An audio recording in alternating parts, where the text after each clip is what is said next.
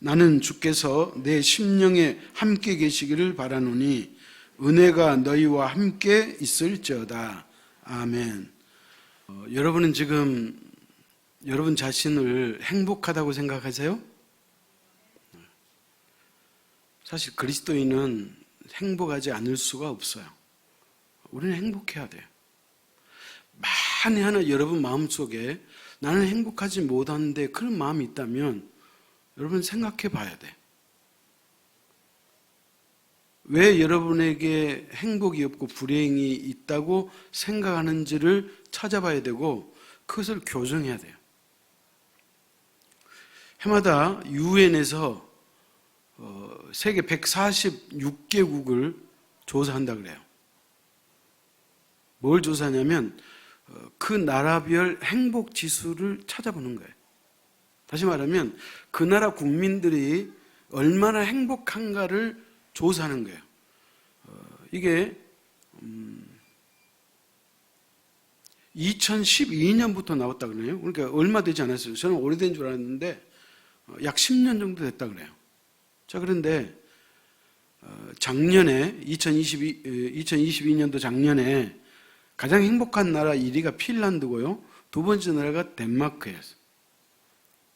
그럼 우리나라는 146개국 가운데 몇이나 될 것 같아요? 행복지수가. 우리나라 상당히 행복할 것 같죠? 근데 사실 그렇지 않아요. 59위였더라고요. 그래서 그 전해 그 이전 것을 찾아봤더니 59, 60 이쪽 저쪽에서 늘 왔다 갔다 하더라고요. 자, 그런데 이 행복 지수를 유엔에서 조사하는 그 동안에 평균적으로 항상 행복의 상위권에 속한 나라가 있더라고. 그 나라가 어떤 나라냐면 덴마크예요. 덴마크. 덴마크 사람은 상당히 행복하게 생각한다는 거예요. 여러분 이런 말 들어본 적 있죠? 제가 중학교 다닐 때 도덕 선생님이 방글라데시라는 나라가 있는데 그 나라 사람들이 가장 행복을 느낀다 그런 그 수업을 제가 들은 기억이 있어요. 한 50년 전 얘기네요, 벌써.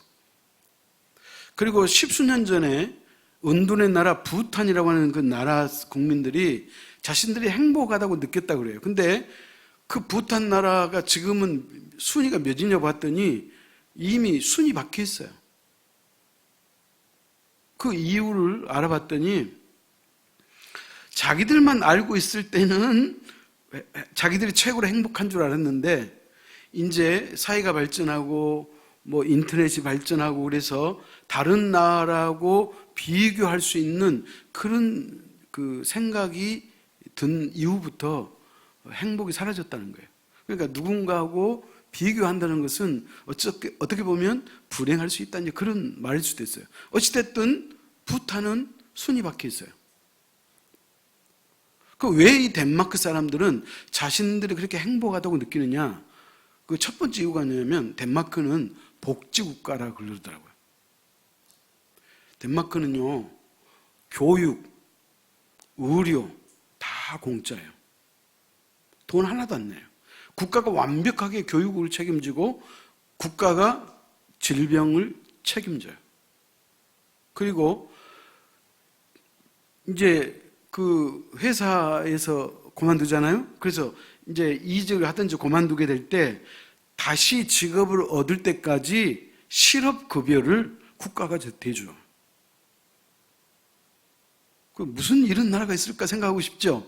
근데 중요한 건 뭐냐면 그 덴마크는 수입의 50%를 그러니까 자신의 수입의 50%를 국가의 세금으로 내는 거예요.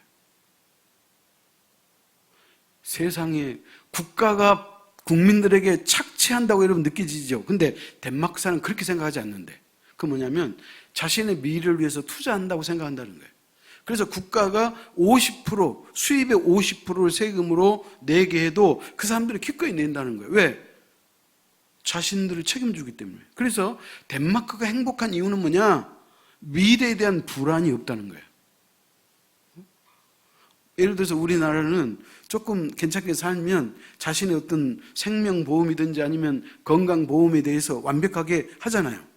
그러나 생활에 여의치 않는 사람은 암보험도 들지 못한 사람이 뭐 여럿 있어요. 그러면 이런 사람은 어떻게 되겠어요? 은퇴 이후에 좀 불안불안하지 않겠어요? 뭐 어쨌든 미래를 국가가 책임져 준다고, 다시 말하면 미래를 불안함이 없기 때문에 그들은 행복하게 여긴다, 그런 말이에요. 그럼 이것만 있느냐? 그렇지 않아요. 덴마크 사람에게는 우리가 없는 그런 생각이 그들에게 있다는 거예요. 그게 뭐냐면 얀테의 법칙이라고 하는 것이 덴마크 사람에게 있다. 이 얀테의 법칙이 뭐냐면, 덴마크의 소설가 악셀 산데모세라고 하는 사람이 소설을 썼는데 그 소설 속 안에 얀테라고 하는 마을이 있대요. 근데 그 얀테라고 하는 그 마을에는 똑똑한 사람은 대접을 못 받는데, 잘난 사람은 대접을 못 받는데, 그러니까 소설 속에 그런 마을이 있는데 우리가 생각할 때 많이 가지고 많이 배우고 잘나고 똑똑하고 그러면 대우를 받는데, 그 얀테라는 마을은 오히려 그러면 대우를 못 받는다는 거예요. 그래서 사람들이 얀테 마을에 살려면 10가지 법칙을 지켜야 된대. 그 법칙이 뭐냐면 제가 한번 읽어드릴게요. 당신이 특별하다고 생각하지 마라. 2번, 당신이 남들만큼 좋은 사람이라고 생각하지 마라. 3번째, 당신이 남들보다 똑똑하다고 생각하지 마라. 당신이 남들보다 낫다고 생각하지 마라. 당신이 남들보다 많이 안다고 생각하지 마라. 당신이 남들보다 중요하다고 생각하지 마라. 당신이 모든 일을 잘한다고 생각하지 마라. 당신은 다른 사람을 비웃지 마라. 누구도 당신에게 관심 있다고 생각하지 마라. 당신이 남들에게 무엇이든지 가리키려고 하지 마라. 그러니까 얀테라고 하는 마을에서 사람 대우를 받고 그 마을에서 행복하게 살려면 이 10가지를 염두에 둬야 된다는 거예요. 저는 이것을 보면서 무슨 생각을 했냐면, 우리 그리스도인은 10가지 법칙이 있죠. 뭐예요? 10계명대로 살면 우리는 행복해요. 어쨌든 덴마크 사람들은 이 10가지 소설 속에 나오는 법칙임에도 불구하고 그 나라 시민들은 이런 이 얀테 10가지 법칙에 녹아 있다는 거예요. 그런데 덴마크만 그런 게 아니고 그 스칸디아 그 나라, 그 주변 나라들, 핀란드 이런 나라도 이런 사고를 갖고 있다는 거예요. 그런데 놀라운 것은 이 10가지 법칙이 성경 안에 다 있는 거예요. 한마디로 말하면 겸손의 법칙이에요. 겸손하면서 할 수 있다는 거예요. 자랑하지 않고, 티내지 않고, 쳐가지 않고, 겸손하게 살면 사람 대접을 받고 행복할 수 있다는 거예요. 그래서 얀테의 법칙 10가지를 제가 읽어보면서 한마디로 말하면 겸손의 법칙이다, 그렇게 생각이 들었어요. 찾아갑시다. 잠언 16장 18절이에요.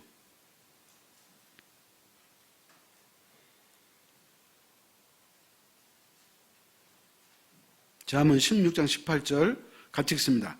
교만은 패망의 선봉이요 거만한 마음은 넘어짐의 앞잡이니라. 교만한 거, 거만은 넘어짐의 앞잡이라는 거예요. 망하기 딱 좋다는 거예요. 빌립보서 2장 3절 제가 읽습니다.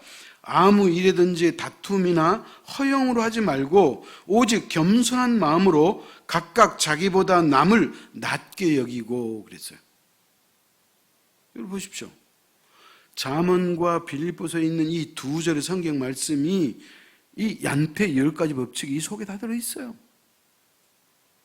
그러니까 한마디로 말하면 뭐냐, 덴마크 사람들은 성경의 말씀의 원리를 따라 살기 때문에 어떻게 하다는 거예요?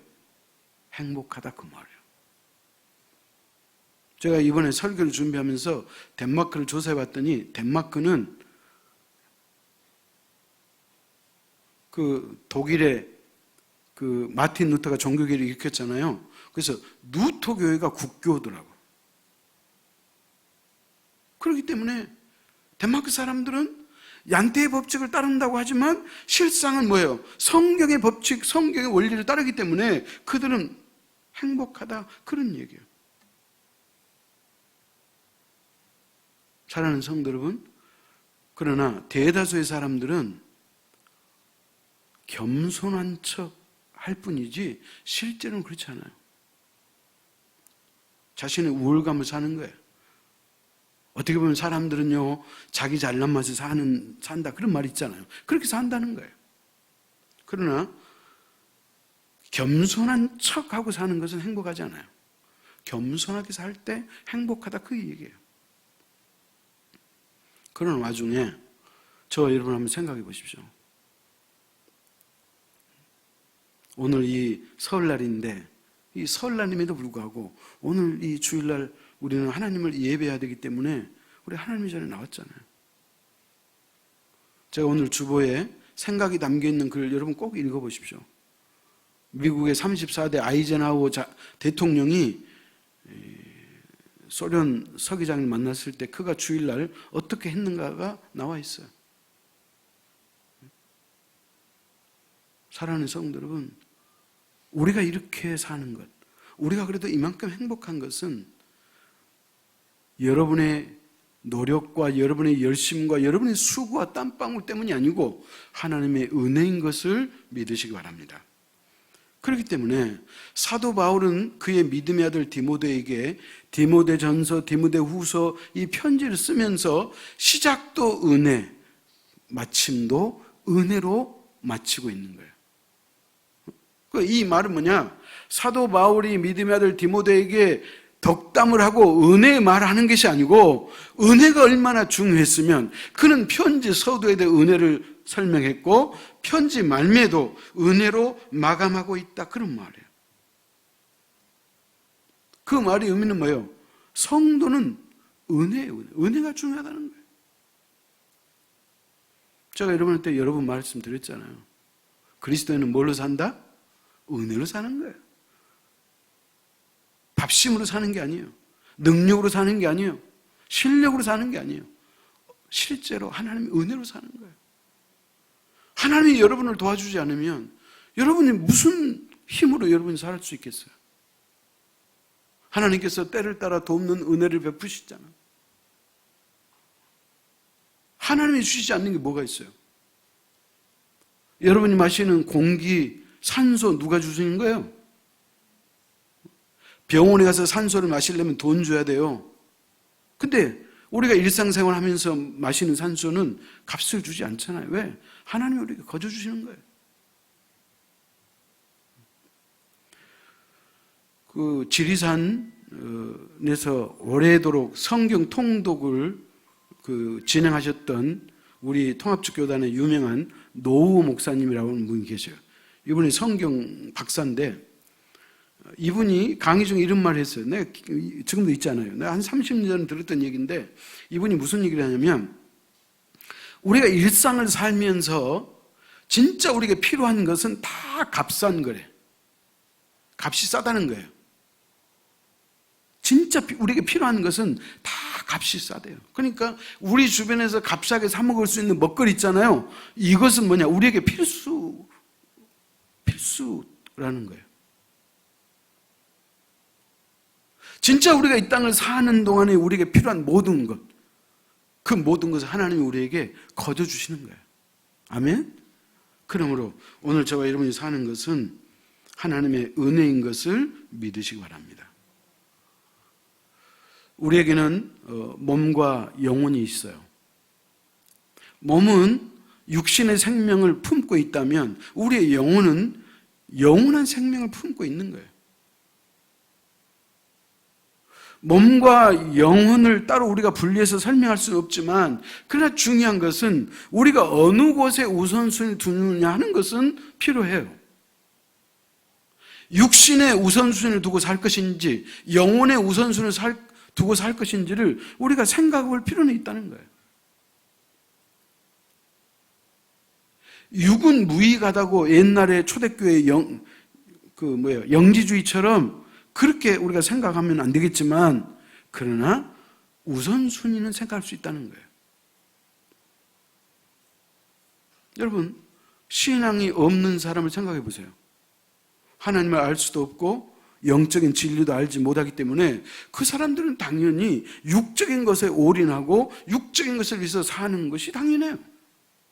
그러나 저와 여러분은 하나님을 알고 하나님의 영이신 분도 알고 그 영적 세계가 어떤 세계고 우리가 이 땅을 살다가 떠나게 되면 어떤 세계를 우리가 마주할 것인가를 우리는 알고 있기 때문에 우리는 육적인 생각보다 영적인 생각에 더 우선순위를 둬야 한다는 거예요. 여러분, 그것은 지당한 진리잖아요.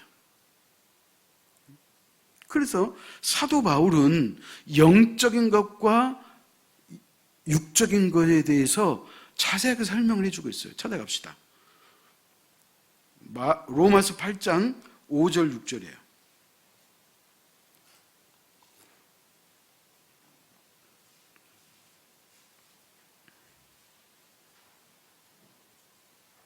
로마서 8장 5절 6절 교독합시다. 육신을 따르는 자는 육의 일을, 영을 따르는 자는 영의 일을 생각하나니.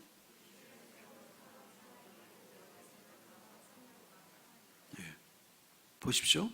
육신의 생각은 사망이요 영의 생각은 생명과 평안이니라 그러잖아요.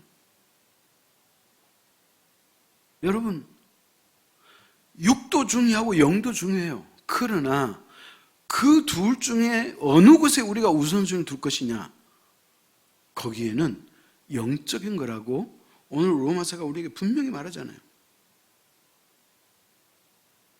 육신을 따르는 자는 사망이고 영을 따르는 자는 생명과 평안이라 그랬잖아요.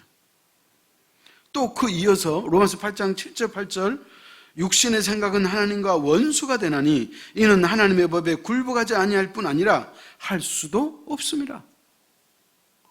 육신의 생각은 하나님과 원수된다는 거예요. 그리고 8절에 육신에 있는 자들은 하나님을 기쁘시게 할 수 없느니라. 우리가 예수를 믿고 살기는 살아도 우리의 삶의 목표가 육에 있다면, 이 세상에 있다면 그 사람은 불행하다, 그 얘기예요. 왜? 육신의 생각은 사망이고 하나님을 기쁘시게 할 수 없다, 그렇게 말하고 있잖아요. 사랑하는 성도 여러분, 그렇기 때문에 우리가 이 땅을 사는 동안 우리가 육도, 우리가 그렇다고 해서 육을 하찮게 여기고 육을 부인하란 말이 아니에요. 여러분, 이 땅의 삶도 하나님이 우리에게 허락하셨기 때문에 소중한 삶이에요. 그러나 이 땅의 삶이 소중하기 때문에 우리가 영적인 일을 생각하고 살아야지 이 땅의 삶이 허무하지 않고 후회하지 않는 삶을 살 수 있다, 그런 말이에요. 사랑하는 성도 여러분, 말세가 되면 사람들이 어떻게 변하는지 성경이 나와 있어요. 찾아갑시다. 디모데후서 3장 1절 5절이에요. 말세가 되면 예수를 모르는 사람이나 예수를 아는 사람이나 할 것 없이 사람들이 한쪽으로 쏠려간다는 거예요. 그 어떻게 쏠려가는가? 디모데후서 3장 1절 5절에 말씀해 주고 있는데 교독합시다. 너는 이것을 알라. 말세에 고통하는 때가 이르러.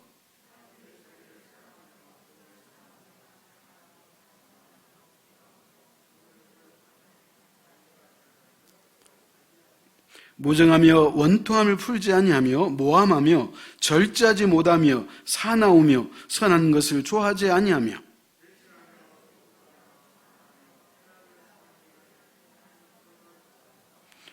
경건의 모양은 있으나 경건의 능력을 부인하니 이 같은 자들에게서 내가 돌아서라 그러죠.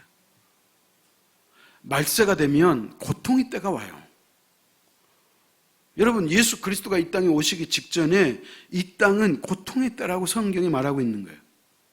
여러분, 환난이 있기 때문에 그래요. 마지막에 환난이 있게 돼 있어요. 자, 그런데 그 고통의 때가 이를 때 그 당시에 사람들의 모습이, 대다수 사람들의 모습이 어떤 모습이냐 봤더니 뭐라 그래요? 자기를 사랑하고 돈을 사랑하고 자랑하고 교만하고 비방하고 부모를 거역하고 감사하지 않고 거룩하지 않다, 그렇게 말하는 거예요. 여러분, 성경이 이렇게 자세하게 우리에게 말씀하면 우리는 이 말씀을 읽고 어떻게 반대로 살아야 되잖아요. 이러한 모습이 우리 속에서 하나라도 발견된다면 우리가 이 말씀을 털어내야 되잖아요. 이런 모습을 우리 속에서 우리가 제거해야 되는 거예요. 그렇기 때문에 우리가 말씀을 공부하고 말씀을 묵상하고 말씀을 듣고 그리고 우리가 기도하는 이유가 그런 거예요. 왜? 이렇게 세상에 오염되지 않기 위해서는 우리가 기도하는 수밖에 없어요. 늘 하나님의 말씀을 가까이 하면서 그 말씀대로 살려고 노력하는 수밖에 없어요. 그렇지 않으면 우리가 조금이라도 방심하면 우리는 여지없이 사단의 타겟트가 돼가지고 사단은 우리를 넘어지게 만드는 거예요. 여러분, 상대의 약점을 우리는 다른 말로 아킬레스건이라 그러잖아요. 사단이 우리의 약점을 다 알아요. 우리 모두는 다 약점이 있어요. 그러니까 사단은 그 약점이 있을 때 그 약점을 치려고 준비하고 있다가 그 약점이 딱 나타나는 순간 사단은 우리를 탁 치는 거예요. 그래서 넘어지는 거예요. 여러분, 술에 약한 사람은 술 중독이 되는 거예요. 그러면 사람 폐인되잖아요. 여러분, 노름하는 사람은 노름이 그 사람에게 약점이에요. 그러면 사단은 그 노름을 통해서 그 사람을 멸망하게 유혹한다는 거예요. 여러분, 요즘에는 이제 마약이 전 세계적으로, 우리나라도, 우리는 여기 시골에 사니까 잘 모르는데 서울 같으면 대도시 같은 경우는 이거 마약 사기가 쉽다네요. 그 정도로 지금 우리 한국 사회도 마약이 일반화되는 그런 시대에 와 있는 거예요. 그러면 그런 마약의 유혹이 있잖아요. 그러니까 우리가 영적으로 우리가 깨어있지 않으면 그런 유혹에 쉽게 넘어갈 수밖에 없다, 그 얘기예요. 왜? 사단이 우리를 치기 때문에. 또 한 가지, 성도가 육적인 사람으로 변하면 어떤 생각이 든지 아십니까? 마치 교회에 와서 신앙생활 하는 것이 바보처럼 느껴질 때가 있어요.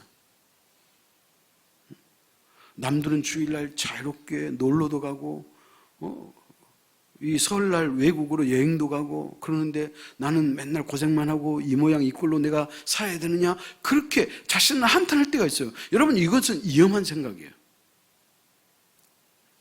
그리고 내가 교회를 위해서, 내가 주님의 몸된 교회를 위해서, 선교를 위해서 내가 물질도 바치고 내가 몸으로 헌신하고 충성하는데 실제로 나에게 얻어지는 게 뭐야? 그 결과가 뭐야? 그렇게 생각이 들 때가 있다는 거예요. 여러분, 이것은 위험한 때예요.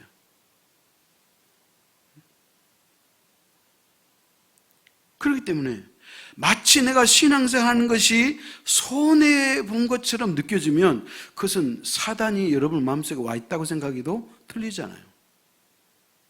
여러분, 예수 믿는 것이 얼마나 행복해요. 여러분, 예수 믿는 것이 얼마나 좋아요. 여러분, 예수 믿는 거 얼마나 축복이에요. 우리의 삶은, 우리의 환경은 그렇게 잘나지 못하고 그렇게 넉넉스럽지 않아도 예수 믿는 것 때문에 그래서 기쁘고 행복하다면 그 사람은 건강한 믿음을 소유하고 있는 거예요. 그런데 예수 믿는 것이 마치 손해보는 것처럼 느껴지고 내가 꼭 이렇게 충성해야 돼 라고 하는 이런 생각이 들면 그 생각은 사단이 주는 생각이다, 그런 말이에요. 그래서 사도 바울은 오늘 본문에서 뭐라고 얘기해요? 하나님의 은혜가 너희와 함께 있을지어다 그러잖아요. 하나님의 은혜가 있다는 말의 의미는 뭐냐면 하나님의 도우심과 하나님의 그 은혜에 감사한 마음을 소유하고 있다, 그런 말이에요. 아멘? 그러니까 하나님의 은혜를 받은 사람은 항상 우리 속에 감사한 마음이 내재되어 있다는 거예요. 그러니까 기쁘는 거잖아요. 그렇기 때문에 성도에게 필요한 것은 뭐냐? 하나님의 은혜예요. 오늘 우리가 그 첼로 연주하시는 분 보십시오. 그분의 표정을 보십시오. 표정만 봐도 그분이 진짜 은혜스러운 표정인지 아닌지를 알 수 있는 거예요. 단순히 연주만 하는 게 아니잖아요. 여러분, 그런 모습이 우리에게 있어야 되지 않겠어요? 우리가 소유하고 있는 믿음이라고 하는 것이 바른 믿음인지 아니면 그릇된 믿음인지를 알 수 있는 기준이 있어요.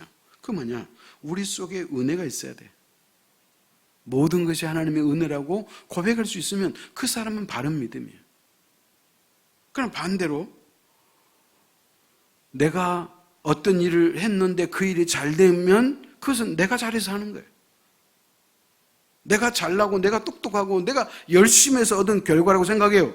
그리고 내가 혹시 잘못되면 하나님께서 나와 함께 해주지 않았다고, 하나님이 나에게 복을 주시지 않았다고 그렇게 하나님을 원망불평해요. 여러분, 이런 믿음은 그릇된 믿음이에요. 여러분, 어렵지 않잖아요. 여러분 자신 한번 생각해 보세요. 여러분에게 나의 믿음은 어떤 믿음인가? 늘 감사가 있고 은혜가 넘치는 마음인지, 그렇지 않으면 원망이 있고 불평이 있지는 않은지 생각해 보면 우리 금방 알 수 있다, 그런 얘기예요.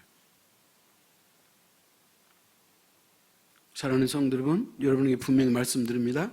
하나님의 은혜가 없이는 한순간도 살 수 없어요. 여러분, 은혜가 있으니까 사는 거예요. 제가 세 가지 은혜를 생각해 봤어요.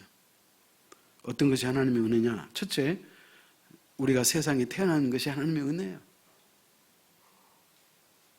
여러분이 지금 어떤 모습, 어떤 환경, 어떤 위치에 있는지 저는 잘 모르지만, 그러나 여러분이 이 땅에 태어났다는 그 자체가 은혜고 축복인 것을 믿으시기 바랍니다. 왜냐하면 사람은 우연히 태어나지 않았기 때문에 그래요. 결코 그리스도인에게는 우연이 없어요. 우리 엄마 아빠가 결혼해가지고 나를 낳았다? 여러분, 옛날에 이런 그 얘기 있잖아요. 어머니 왜 나를 낳으셨나요? 뭐 그런 연속극과 드라마도 있었어요. 제가 아주 어릴 때 제가 기억하는데, 라디오 연속극이에요. 아마 미국에 이민을 갔든지 어쨌든 근데 그 친구의 그 인생이 파란만장해가지고 라디오 그 연속극에 나온 적이 있는데, 그때 그 제목인 것 같아요. 어머니 왜 나를 낳으셨나요? 여러분, 어머니가 나를 낳은 게 아니에요.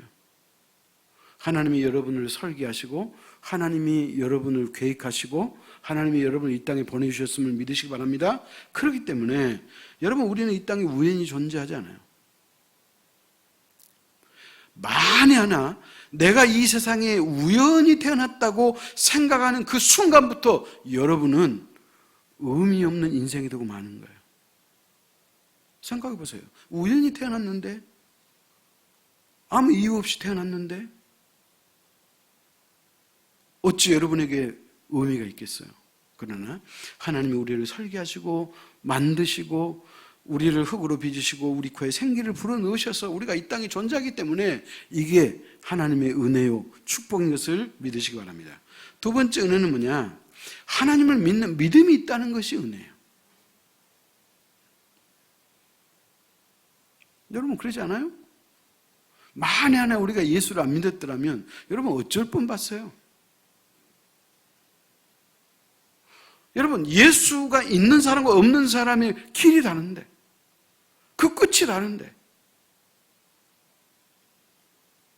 우리가 어떤 하나님 앞에 선한 행위를 통해서 우리가 구원을 받았다면 그것을 위해서 우리가 막 노력하고 애를 써야 될 텐데, 하나님은 우리를 선한 행위를 통해서 우리를 구원시킨 것이 아니고 뭘 통해서? 예수 그리스도의 그 십자가의 구원의 은혜를 믿음으로 말미암아 우리가 구원받는 거잖아요. 예수 그리스도를 믿는 그 믿음으로 하나님께서 우리를 의롭다고 인정해 주시고 너는 내 것이라고 우리를 인쳐 주셔서 저와 여러분이 하나님의 자녀가 됐잖아요. 그렇기 때문에 예수 믿는 것이 이게 은혜고 축복이에요. 언제 알 수 있어요? 지금은 잘 모를 수 있어요. 내가 예수 믿는 것이 진짜 그게 은혜일까? 그게 진짜 축복일까? 그렇게 생각할 수도 있어요. 믿음이 연약한 사람은. 그러나 여러분, 그날에 가보면 알아. 그날이 언제죠? 우리가 이 땅을 떠나는 날. 그날 가보면 알아. 그러면 왜 예수 믿는 것이 하나님의 은혜고 축복이냐? 그 이유가 있어요. 믿음은 아무나 가지지 않기 때문에 그래요. 여러분이 어떤 이유를 통해서 교회를 다니고 예수 그리스도를 믿게 됐는지 모르지만, 그러나 여러분 그 자체도 하나님의 선택이었음을 믿으시기 바랍니다. 하나님이 저와 여러분을 선택했다는 거예요. 세상에 수많은 사람이 태어나서 죽고, 아담 이후부터 지금까지 셀 수 없는 많은 사람이 태어나고 죽고 그걸 반복하고 있지만 실제로 예수 믿고 죽은 사람은 그렇게 많지 않아요.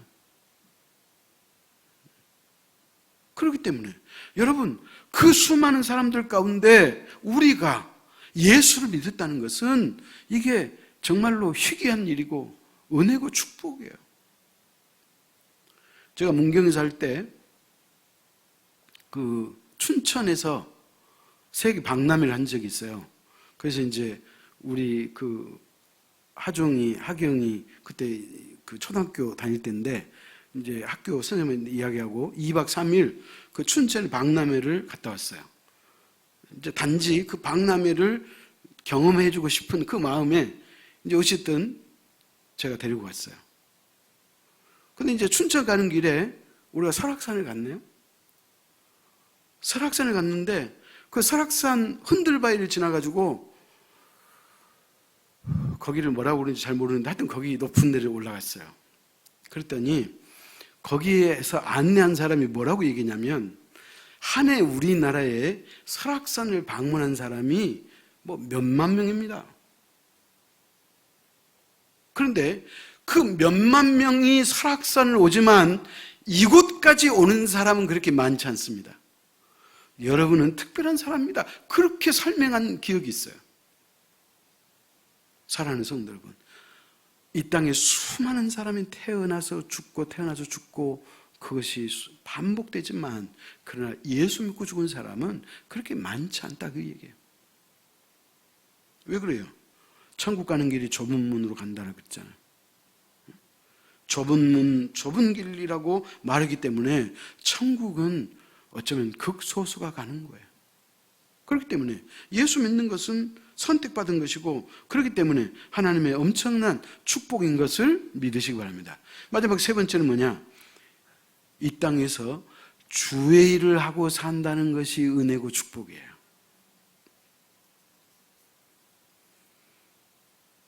사람이 태어나서 죽을 때까지 다 나름대로 일하고 살죠. 한량으로 사는 사람이 있지만 그런 사람들은 외로 놔두고 모든 사람이 다 일하고 사는 거예요. 연세 드신 분들은 그동안에 얼마나 여러분 많이 수고하셨고 많은 일을 하셨습니까? 자, 그런데 그 많은 일 가운데 가장 귀한 일이 있다면 하나님의 은혜를 알고 그 감사한 마음으로 주의를 하는 것이 그게 은혜고 축복인 것을 믿으시기 바랍니다. 제가 그랬죠? 어떤 사람이 가장 행복한 사람이라고요? 하나님께 쓰임받는 사람이 행복한 사람. 쓰임받아야 돼요. 어떤 모양이든지 어떤 모습이든지 쓰임받아야 돼요. 어제도 그 한정인 사모하고 이야기했지만 사실 우리 교회를 개척하고 가장 잘한 일은 네팔에 선교사를 파송한 일이에요.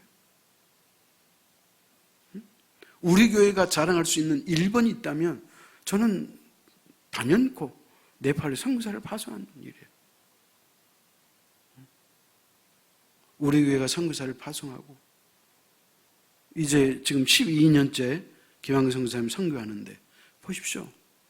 그렇게 큰 일은 아니지만 그럼에도 불구하고 그곳에 예수 믿는 사람 한 영혼 한 영혼을 구원케 하는, 그러니까 쉽게 말하면 우리 제알교회가 첫 번째 지었던 고룩화 교회, 두 번째 지었던 너무나 교회, 세 번째 지었던 교회가 갑자기 생각이 안 나요. 그 교회를 지었잖아요. 그래서 그곳에서 하나님을 찬양하고 하나님께 영광 돌리고 그 깊은 골짜기에 예수 믿지 않는 사람들이 그 교회를 통해서 한 영혼 한 영혼 예수 믿게 된다는 것이 그게 얼마나 대단한 일이에요. 여러분, 저와 여러분이 정말로 대단한 일을 하고 있는 거예요. 자, 여러분 자신과 여러 우리 주변의 형제자매를 위해서 우리 박수 한번 하겠습니다.